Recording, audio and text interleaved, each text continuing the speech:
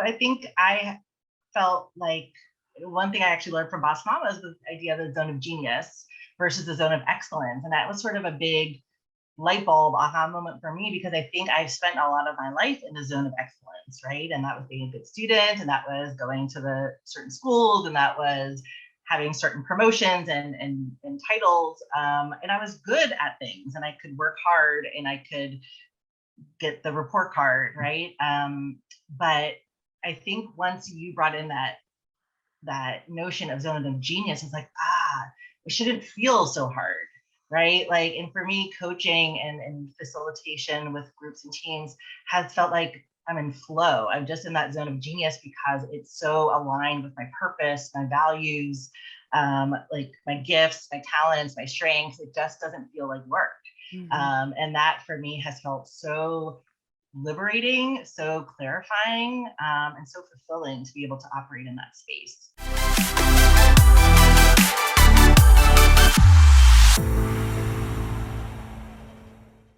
Today, I'm talking with Marissa Lifshen Steinberger.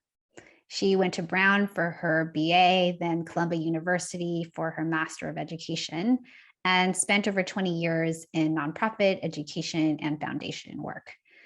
Most recently, she was at the Jack Kent Cooke Foundation, where she was a program manager helping low-income students.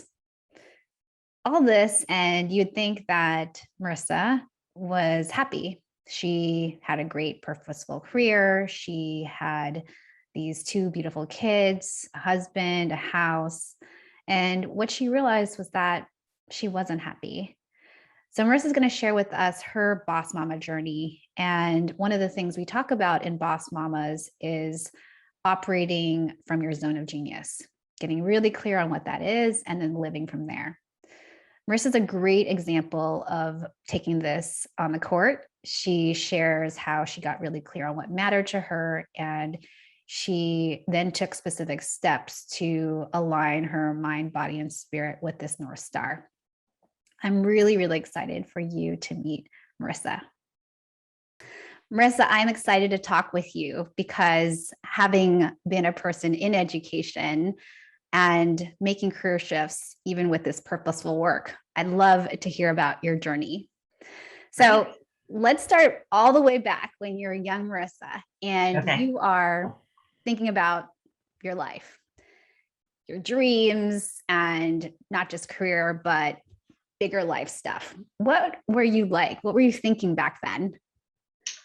I was really just a good kid. Like, I just followed in the path that my parents said, this is what you should do. So I remember lining up dolls in the kitchen, pretending that I was a teacher in a classroom. My dad was encouraging me to be a doctor, which was following in his footsteps. And then I got to AP biology, and I think we all realized that I was not going to be a doctor. But there was definitely something around making a difference that was important. And I knew that I wanted to be a mom and to have a family, but I just didn't really know what the pathway would look like to get there. So maybe not a doctor, but perhaps a teacher. And something along those lines, right? Because those were my parents' professions, so that's what I knew.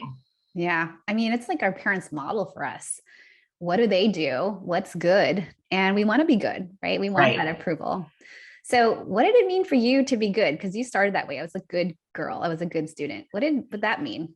So one of the funniest family inside jokes that my sister and brother still remember and will nudge me about is that in 5th grade, we had a substitute teacher, and me and 2 girlfriends decided to hide in the closet in the classroom because it was like a prank that we thought would be really funny. And all the other kids in the class were laughing all through the class because we were sitting in the closet. And we actually would have gotten away with it, except that sometime after that class, I went up to the substitute teacher and I asked for the homework assignment that I had missed because I was in the closet, and the gig was up. So the jig was up. So I remember not getting in trouble because my teachers and my parents were so relieved that I was like a normal person that actually like pushed the envelope a little bit, because up until that point, I had really just been like as much away from the fray as possible. Wow. I'm just picturing you and your girlfriends. And my little Marissa in the class. So such a rebel. And then you're like, hi, teacher, I'd like to know what the homework is. So that's yeah, awesome. I never got into trouble. I never, broke curfew. I never, broke the rules. It just felt like that was wrong. That was bad. And I just knew that if I just followed the rules, that would kind of keep me safe and kind of protected and cushioned. And so that's just what I did. Man, I have a daughter, Marissa. I'm just like, I wonder if she could like channel some of your goodness. You hope she's like that. I know, it's so good. There's a trade-off, which I'm sure we'll talk about. But that, yeah, it's sort of, I never questioned it until I got older. So you just brought it up, questioned it, right? So you follow the path, you graduated from a great university, you go on to help, with a very purposeful mission, helping kids of color, kids who deserve better schools. And that's like it's amazing, right? And so, yeah. And you had you started a family, like now, like, did you have the dream? Were you happy? Yeah, not so much. I mean, I started really exploring that in my 20s. And when I was living in New York, it was after graduate school. And I just felt like there's something missing. Like I thought I was hitting all the milestones and checking all the boxes along the way, but like, I'm not happy. So what's missing here? And because I was getting my master's in counseling, it was very much encouraged for folks to get in counseling themselves, and really started my journey to self-exploration and differentiating myself from my parents, right? Like not just following that pathway that I had thought that they had laid out for me and following the rules, but really trying to consider what I wanted and what was important to me and who I was from the inside. And that's an ongoing journey. I mean, I think that's like what we all are doing, right, all the time. But really started to ask myself some harder questions. And that created some space for me to start figuring out what I wanted to do for myself. So would you say, Marissa, that there was like a turning point? Like did you have kids already? Like what was going on? Because I love that you are now practicing as a counselor in training, you're getting counseling yourself, but like, was there any like pivotal moments or was it just part of that natural journey? Yeah, I mean, I have, so all throughout, like since my childhood and even now, like I would say I have struggled with weight and body image, and that's sort of always been there, but I have sort of put that into a bucket of like, that's my cross to bear. And so when I started thinking about having a family, and my first son was born in October of 2013, there was such a huge shift for me around my body. I had actually, right before I got pregnant, had become so focused on exercise and health and nutrition. I had lost a lot of weight. I was at the best place in my life in terms of my health and fitness. I actually became a personal trainer for a little bit, which I don't think you even knew. But I got my certification to be a personal trainer because I was so motivated and focused on finally getting to a place where I felt comfortable with my body. And then I got pregnant, and then my body changed, and then nursing, it just felt like now that was something that I had lost control over too. So my transition to motherhood was really tough. And as I've talked to other women, I think it's something that we just don't talk about enough. But that definitely was sort of a jarring time in my life. Wow. I mean, the whole concept of being good, right? It's not just being a good student and getting a good job. It's also like, you got to look a certain way, right? Like you got to look in the mirror. I mean, for me, being brown, I wasn't even quote unquote the right color. Right. And then to have a certain body type, like on top of that. And it sounded like, again, like you're kind of dominating that area too, right? You're like, okay, I got this body in what a quote control. Right. And then now you have a baby. Right. So like that wrecked it all. So what happened? Wrecked it all. And then I also just felt like this huge identity crisis of what is this motherhood thing? Like all of a sudden, one day I'm not a mom, and the next day I am a mom. And I didn't know how to do this. I had always done well in school because I understood how to navigate the system and following what you needed to do to get an A or get the gold star, right? And all of a sudden, being a parent, that doesn't happen. There's no rule book. There's lots of books, but nothing that actually is going to be accurate for what it is like for real. And certainly every kid and every family is different. So I just felt like I had no guiding principles or North Star at that point. And decided around about a year later, after my son was about a year old, I felt like I need to find something for me. And I started picking up running and decided that I was going to start running one race every month for a year and culminate in a half marathon, which was like a huge experience for me. So that really gave me a focus. It was really great for me to channel my energy, to have a project, so to speak, for me. That was just my outlet. I didn't want to take him on the stroller during those runs. Like that was not an option. I really just used that as me time, and it was really great. And I did a number of 5Ks and 10Ks and mud runs and obstacle course runs. And I finally did a half marathon in October of 2014. And then a few weeks later, I found myself at the psychiatrist's office looking for antidepressants and anti-anxiety medication, because I felt like, well, even after this, I'm not happy. This still doesn't feel like it.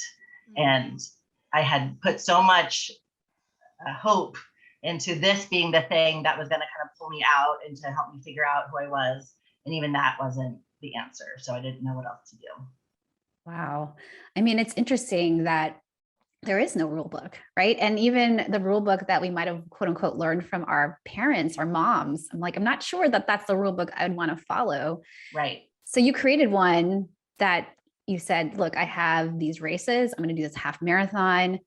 I'm going to nail this, and then I'll experience bliss. What That'll all the be other, it. yeah, you got it. Yes. And you crossing the finish line, right. Literally. Yes. Yes. And yet, I mean, thanks for being vulnerable and sharing. It wasn't it.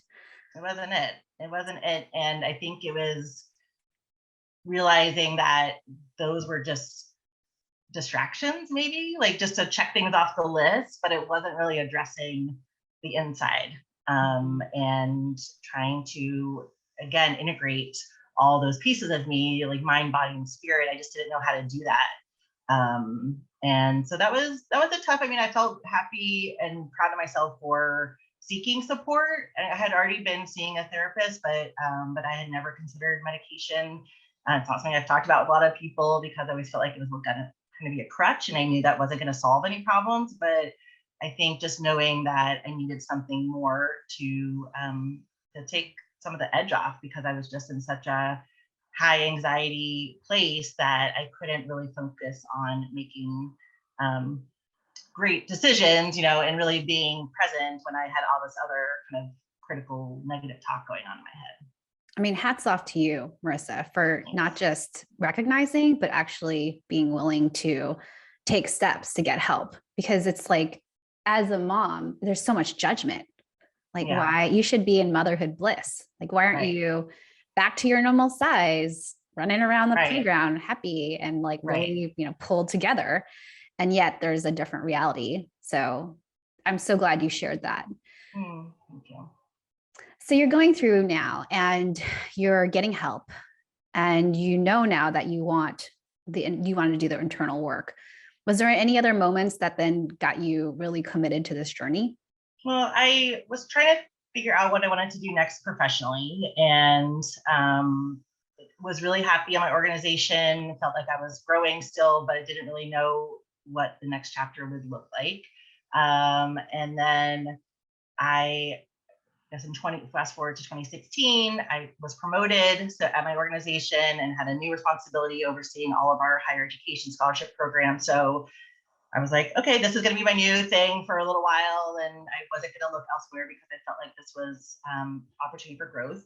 And then I got pregnant with our second son, and didn't feel like it was a good time to look at other things. I think when I experienced, and I've talked to other mom friends, when you're kind of in those early childbearing years and your kids are really young, it's just hard to focus on anything else for yourself, right?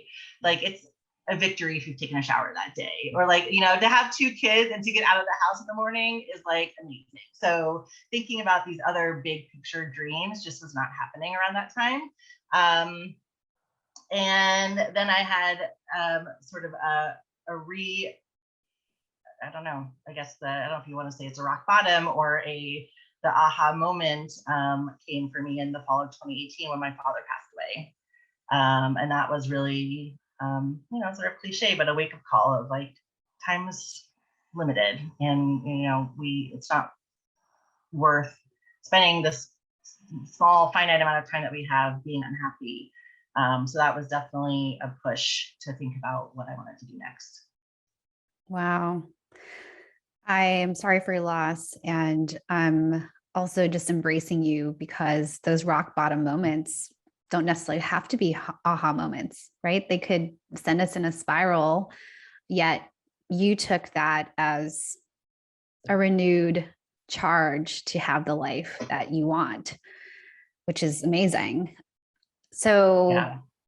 so that happened, and what did you do next then? Because you got this big job, like you have this chapter, you have these 2 young kids, like in many ways, isn't that it, right? Isn't like you have everything.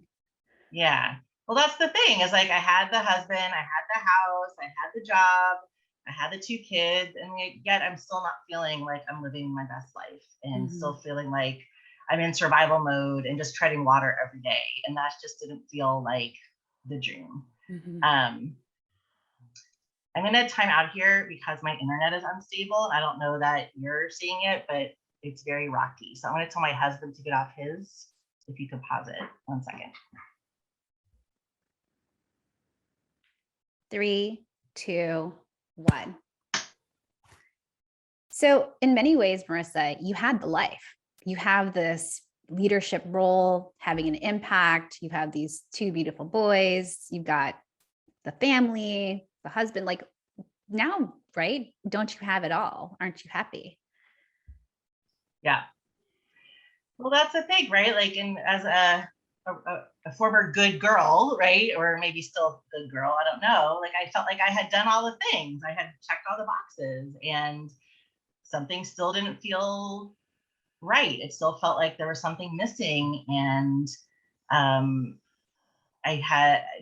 when my father passed away, it was sort of a kick in the pants to say, like, what are you waiting for? Like, time is limited. Our time here on this earth is limited, and to spend more time not feeling happy felt like it was really a wasted time. So I wanted to do something where I could really use that to motivate me and propel me forward, and not just use it as almost like he died in vain. And so I sort of decided, like, within a few months, that I was going to make a change. I didn't know what it was going to be yet. I still didn't have that clarity, but I knew I had just also turned 40. And I think that was a big turning point for me. I just knew that something had to be different.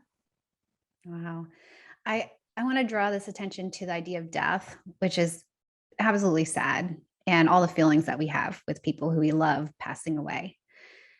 And you said, I didn't want his death to be in vain.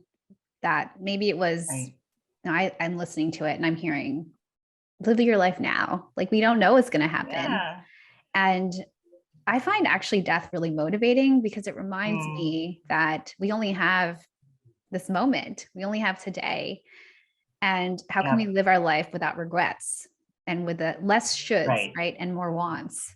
So that's what I hear you shifting to, is like, what do you want? So talk to us. I know it's hard to be, when you look back, you're like, what were the steps? But like, what were the steps to getting more clear on what makes you happy? Yeah. And I think, just to pick up on what you were just sharing, like, there were 2 things that really became like crystal clear for me. One was that he had worked so hard his whole life to then have a retirement opportunity where he could travel with my mom and they could see the world together. And they never had that chance. So there was sort of this idea of, like, if there's something you want to do it now, because you just don't know what tomorrow will bring. And the other was that I just kept saying to myself during his eulogy and, during the funeral service, like, no one talked about how good he looked in a bathing suit. Like, I had spent so much time, right? Like, how much of my energy had been spent on my physical body, consumed by that. And that is not what people remember. They remember your relationships, they remember your impact, they remember your connections, your generosity, right? So that really became clear to me that I wanted to make that shift. So I didn't know what I was going to do professionally, but I knew I wanted to make a change. So I applied to a program at Georgetown for a executive coaching leadership executive coaching certificate. Super competitive. They had told me it was going to probably take a few cycles to be accepted. I was accepted the first time around.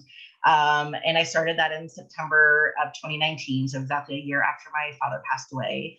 And it was the first day of class where I was like, I think I've always been a coach. I didn't know that this was like a thing, but now obviously looking back, I can see the clarity with clarity and the sort of connections between counseling, advising, mentoring. It's just sort of always been, even all the way from high school, the kinds of things I was involved with in leadership. And then even I remember in third grade, my nickname was Mom because I was so good at, like, people would come to me with it for advice. And like when they were upset about something, like I would be the one to help the friend. So it's sort of something that now I see as being so integral into who I am, but I really didn't know what that was going to look like. So enjoyed the program. I really felt like it was immersive. It was self-reflective. It was intensive. And then I decided, okay, I want to be a coach, but no way I'm going to open my own business to do that. Like that would be crazy. I'm going to maybe join up with an already established firm or subcontract, kind of doing that. And then COVID hit. Literally the week after my program ended in March 2020. And so everything stopped. Right. I think I blacked out for like 3 months. Like I don't remember anything, with both kids at home, working a full-time job, like nothing is possible. Like I just don't even remember that time of my life. And so then I said, well, see, I guess this is the universe saying that this isn't something that I'm supposed to do. Like I'm just going to kind of put this on hold and yet again, put myself last when everyone else needs something. And then I just decided, no, like I'm going to do it differently this time. And I started over that summer 2020, taking on a few clients, really low paying. It wasn't for the money. It was really just to get my hours for my coaching credential. And I was actually able to get enough hours by the end of 2020 to get my associate coaching credential. And I made the decision in October that I was going to do this full time and do it in alignment with my values, and being able to start something that was just focused on me and being in alignment with who I am felt like such a pull. Like I couldn't see it then any other way. And I gave my notice and I launched officially in January 2021, 111 Leadership. Amazing. Also, 111 is your birthday. It's my birthday, November 1st. Yes. And it's sort of this that. like magic secret, like not secret, but it's this magical number that I see all the time on license plates, on clocks, on receipts. My mom and brother and I even have like a text thread with 111 pictures and things that we see. And now it's something that when I make that connection, I think about my dad. And it's something I feel like that's his way of showing up, his way of saying, like, I'm proud of you. And, I'm thinking about you. I'm looking out for you. So I think everyone has a 111. We just get so busy that we don't stop to pay attention to it. And if we could get more centered and quiet and remove some of the distraction and clutter, that it allows you to feel really connected and powerful. I'm just being with that, Marissa, that the 111 is your dad connecting, loving you. And it's interesting as I listen, because even though it was like life was giving you in COVID and all these crazy things, these sort of steps, if I were to codify things, I'll call it awakening, this realization happened with your dad. You then decided that was it. You were going to live your life now. Yeah. And you then took action, and you didn't know where it was going to lead yet, but you took action and you leaned into how you were feeling, and you realized that you're meant for this, that your whole path being called mom was awesome when you're a student, that it had all led you to this. And so things started to align, the universe started to align, and you leaned into trusting yourself, trusting what was going to happen, even though you didn't know yet. Right. And then even with that, there's this sense of energy, I think, that when you lean into you and you trust you, it's this energy that you then give off and you attract. So you started attracting people, conferences, different clients, and it all sort of, I know it sounds very, very cliche, like it all worked out, but it took these steps, right? These deliberate steps, trusting yourself, taking action, deciding that then you got to where you are. So I just love that so much. And this idea of like even mind, body, spirit, the mind piece, getting clear on what matters to you, the spirit piece, the body piece. I'd actually love for you to maybe talk about that, like the mind piece and then those other pieces too. Yeah, no, I think I felt like one thing I actually learned from Boss Mama is the idea of the zone of genius versus the zone of excellence. And that was sort of a big light bulb aha moment for me, because I think I've spent a lot of my life in the zone of excellence, right? And that was being a good student, and that was going to the certain schools, and that was having certain promotions and titles. And I was good at things, and I could work hard, and I could get the report card, right? But I think once you brought in that notion of zone of genius, it's like, it shouldn't feel so hard, right? Like, and for me, coaching and facilitation with groups and teams has felt like I'm in flow. I'm just in that zone of genius because it's so aligned with my purpose, my values, like my gifts, my talents, my strengths. It just doesn't feel like work. And that for me has felt so liberating, so clarifying, and so fulfilling to be able to operate in that space. That's great. Yeah. I love, Marissa, this idea too, that like the zone of excellence can be tricky. Yes. Because seductive. Yeah, because we're good at it, right? We're known for it. And we get a lot of accolades for it. We're great at project management and we get it done and we're efficient. But yet when we like check in with our bodies, it's not this feeling of joy, right? And so we want to connect strengths with joy, which often it's not. We don't talk about joy. We don't talk about fun. But I hear you talking and I'm like, geez, she sounds like she's having fun. I am. I think one piece that's been really helpful for me is thinking about my values and getting really, really clear on what my values are. And I have narrowed it down to empathy, authenticity, and really focus on equity and creating a business that allows me to do all of that and to show up fully myself and embrace all the pieces of me. And that's led to some interesting reflection around how my mind and my spirit feel really connected right now in terms of living and working in my purpose and values, but my body is still feeling like this outlier that I haven't quite figured out how to integrate with the others. So one way that I've been connecting with that is through writing blogs. And I've written a couple of blogs now around my challenges with body shame, body image, weight, all those things. And I have been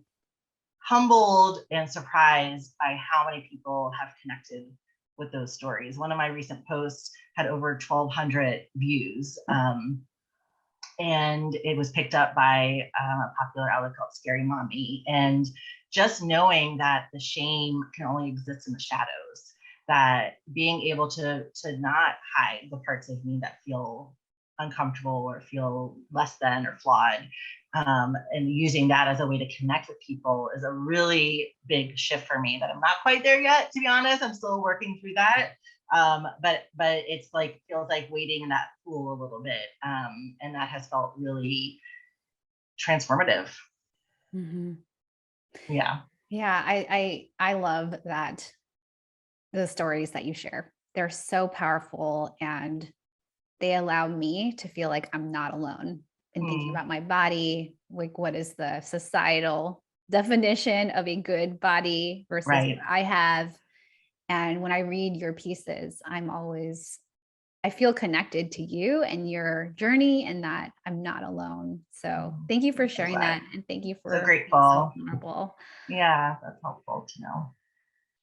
So when I think about you, Marissa, and your mind, body, spirit connection, all of that is the zone of genius. And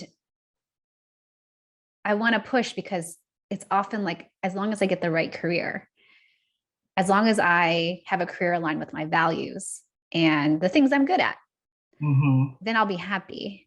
But we miss the rest of the pie, or I don't know, diagram. That's not a nice metaphor for talking about food and body image. Pie. Yeah, I know, right? Food. Let's come up with something else. but I mean, it's what else can we include when we think about zone of genius being joy, being able to look in the mirror, being able to see ourselves, accept ourselves, and then move to loving ourselves. And I feel like the journey that you've been sharing has been that these moments, sometimes very, very hard moments, and how you've trusted, leaned into them, decided, gone on the journey, kept on trusting, kept on sharing, discovering yourself, accepting yourself, loving yourself, and then sharing yourself. And it's such a cool, you embody that, which is, it's scary, right? It's not like these things every step. You're like, okay, here I am. I'm going to write this post about my body issues. Like, geez, that's really scary. It is really scary. And I think even the word that you use, embody, right? Like that is part of the goal. And I think as you were talking, the word that just kept coming up to me is alignment. I feel like, that is now my new North Star. And one of the ways I've been practicing that is to embrace spaciousness. So as I've set up my schedule, I've created space for writing, thinking, planning. I don't see clients early on Monday mornings. I don't see clients late on Friday afternoon, so I can have some transition in and out of my weeks. I space things out so I don't have any back-to-back appointments. So I'm not feeling rushed. I can be fully present, fully engaged.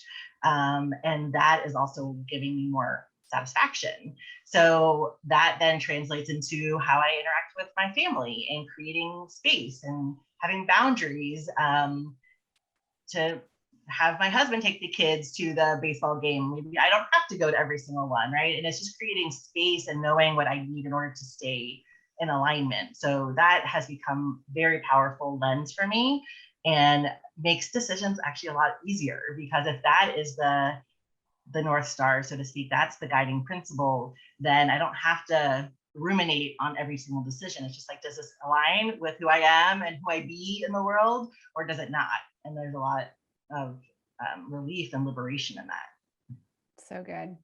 Often we get questions about clarity of life, like what's our big vision for life? And we are the designers. We are the designers of our zone of genius, knowing what those are, our joy, and also creating those, I don't know, call them schedules, but what is it? How do we actually make that happen?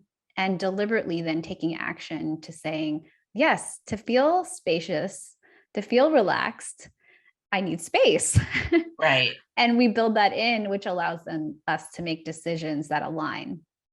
Right. And when we live in alignment, then we get what it is that we want, which is, at the end of the day, right? Isn't it like joy and contentment and peace? Peace. Yeah, peace. Whoever says that, right? Yeah. So one thing I've been talking a lot about with clients and recently just did a workshop on was shifting to-do lists to feel lists. And I think that was something I also took from Boss Mamas, is really that I had been really goal oriented. I would set goals for myself every month, things I wanted to do differently, things I wanted to work on, races I wanted to run, right? Or I want to learn how to cook 3 new dishes. This is obviously before kids. Or I wanted to, I don't know, try 3 different exercise classes that were different from what I was normally doing. And so it's all about the to-dos. And then now I think about intention as the to feel. Like, what is the emotion I want to elicit? What is the experience I want to feel? Not just to cross something off the list, but to take that one step further. What is the experience I want to have? Because that is much more of a motivating factor and driver of authentic experiences, rather than just focusing on all these things, which are really distractions oftentimes, and filler stuff, not the good stuff. So good. What do we want to feel? And make decisions from there. Because Right. when we do that, we eliminate distraction. I love that. It's Right. such a boss mama thing. I'd never heard of that before, right? And then we talk, like including it as part of our class and actually diving into it, exploring. It's amazing how much it works, right? We Yes. don't like, where do you learn that? Probably not from our parents and our No. school. But No. yeah, to be like No. happy, how do you feel like joy? Well, we do the things that make us feel joyous. So it's like, Well, I think as women, we're fed a lot of stuff that we're supposed to feel fulfilled by motherhood, right? That having kids is, why aren't you feeling fulfilled by this, right? And I think that was so much of a setup for me. And I didn't feel that. And I felt like, of course, I love my kids, but I wasn't feeling like this sense of purpose from being a mother. That was one piece of my identity, but I didn't want to do the whole thing. So that's where I feel like trying to find this other piece professionally and integrating it with being a mother and how all those things can be in alignment has really felt like the sweet spot. oh, so good. The sweet spot where you can say it's not my kids and not be judged. Right. That it is your kids and all these other And things too, which includes yourself. So I love that so much.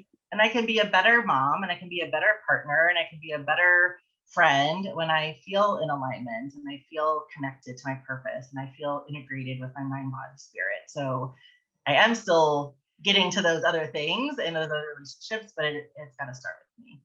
Beautiful. I love, love, love it. So we're going to close with our lightning round questions. Okay. Here we go. Chocolate or vanilla? Chocolate. Cooking or takeout? That's not even close. Take out. My husband does all the cooking in our house. Climb a mountain or jump from a plane? Jump from a plane, just because the idea of climbing a mountain sounds exhausting. Have you ever worn socks with sandals? Probably, but I try not to do that very often. How would you rate your karaoke skills on a scale of 1 to 10, 10 being Mariah Carey? So like 3 in terms of singing vocal ability, but 7 or 8 in terms of performance. Nice. Recent book you read? I'm in the middle of, I do audiobooks because I don't know who has time to read real books. But when I do my walks, I listen to podcasts and to audiobooks. And right now I'm in the middle of Come As You Are by Emily Nagoski. And it's really been great. It's all about like anatomy and physiology and things that I feel like we should have learned in health class in middle school, but they certainly weren't teaching us. So it's been a really important, interesting, like female empowerment book. I recommend it. What's the favorite way to practice self-care? My favorite way to practice self-care is spending time with girlfriends. And those relationships are really important to me. And I try to do a walk. We live right by some trails, so going for walks or runs is an important part of my day now, especially that I'm working from home. But I would say walks, some spending time with girlfriends, and a massage every once in a while. So since you took the Boss Mamas class, what did you get out of it? I think it was very clarifying. It was literally the same week that I launched my new business.